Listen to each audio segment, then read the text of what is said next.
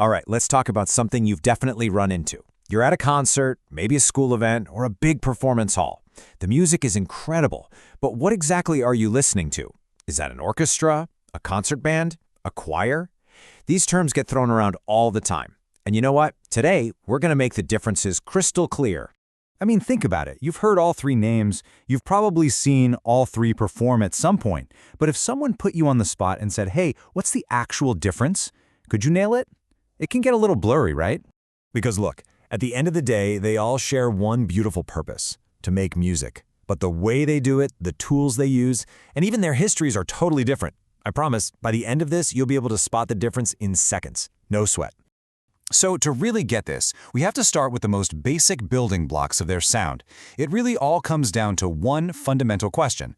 Are we talking about human voices, or are we talking about instruments? And right there, that's the first and simplest split. A choir, at its very core, is a group of singers. Their main ingredient, their primary instrument, is the human voice. Orchestras and concert bands, on the other hand, they're all about the instruments. So voices on one side, instruments on the other. Easy enough, right? Now, this focus on the voice means that choirs can do something really special. They can perform completely on their own. That's called a cappella. Of course, you'll also hear them with a piano or even a huge orchestra, but the voice is always the star of the show. Okay, so we've set the choir aside. That's one down. But now we have the two big instrumental groups, and this is where people get tripped up. They both have brass, they both have woodwinds, they both have percussion, they can both be absolutely huge. So what's the dead giveaway? Well, here it is. This chart just zeroes in on the one crucial game-changing difference. You see, both of these ensembles have the woodwinds, the brass, the percussion, but only the orchestra is built around a massive string section. We're talking violins, viola, cellos, double basses. In a concert band, that entire family of instruments, they're just not there. The strings are the absolute heart and soul of the orchestra. So here's your pro tip. If you want a foolproof 1-second test, just scan the stage. Do you see a huge sea of violins and cellos right up front? You are, without a doubt, looking at an orchestra. No strings? It's a concert band. That's it. That's the secret. You know, these differences in what they're made of aren't random at all. They're totally rooted in history. Each one of these ensembles has its own unique origin story that really shaped what they become today. It's actually pretty cool. I mean, check this out. The choir is the oldest by far, with its roots stretching all the way back to the choruses in ancient Greek plays. The orchestra, as we know it, really started to take shape during the Baroque era in the fancy courts of Europe, built around that all-important string section. And the concert band?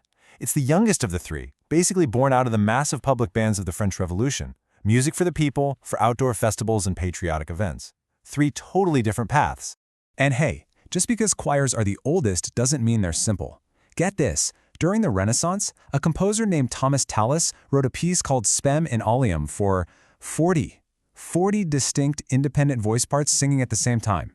Can you even imagine the complexity of weaving that together with nothing but human voices? It's absolutely incredible. Okay, history lesson over. We know what they are, we know where they came from, so where are you actually going to run into these groups today? Let's go find these ensembles out in the wild. Choirs, man, they're everywhere. You'll find them in traditional places like churches, sure, but also in schools, battling it out in these high-energy show choir competitions. And you'll hear them backing up your favorite pop star on their latest album, or creating those epic, sweeping sounds for a huge movie score.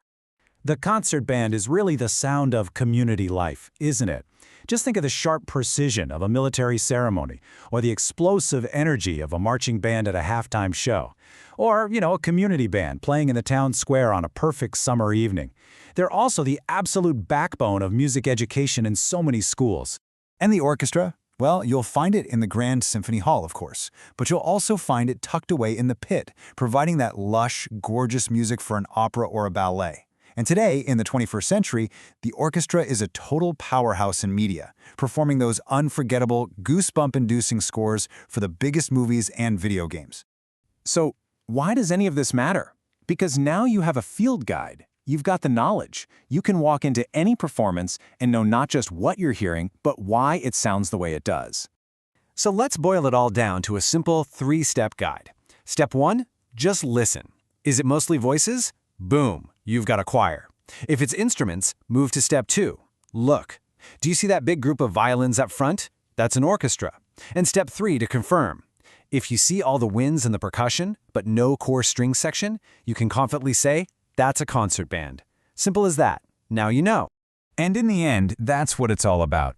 Whether it's the purity of the human voice, the powerful sound of the concert band, or the rich, complex texture of the orchestra, the goal is exactly the same.